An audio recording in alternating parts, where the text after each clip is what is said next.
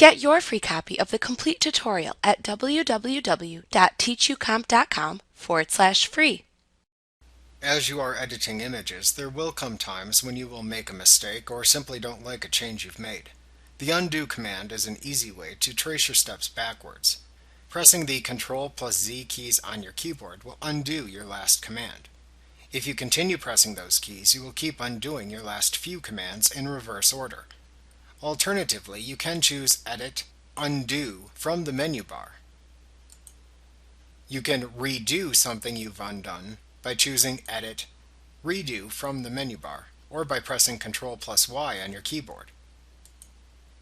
You can also use the Undo and Redo buttons that appear in the taskbar. The Revert command removes all edits and reverts the image back to the last time you saved your file. To revert the image, select Edit, Revert from the menu bar, or press Shift+Ctrl+A on your keyboard. Elements keeps track of the changes you make to your images step by step.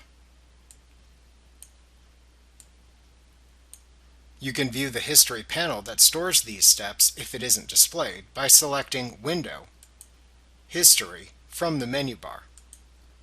Whenever you perform an action, that action is listed at the bottom of the History panel as the most recently performed action. Using the Undo command moves back through the actions you've performed.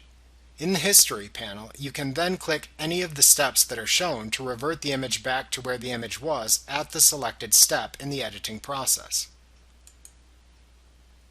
You can also click the picture of the image at the top of the panel to revert back to the image prior to all edits since you last saved the image. Note that actions you step over still appear in the History panel. To permanently delete an action and all actions after it, right-click the action and select Delete from the menu that appears. Then click Yes to confirm the deletion. To delete all history, simply click the Clear History command instead. Then click OK to confirm the deletion. By default, the History panel stores your last 50 steps. You can change this number up to 1000 by selecting Edit, Preferences, Performance from the menu bar to open the Performance tab of the Preferences dialog box.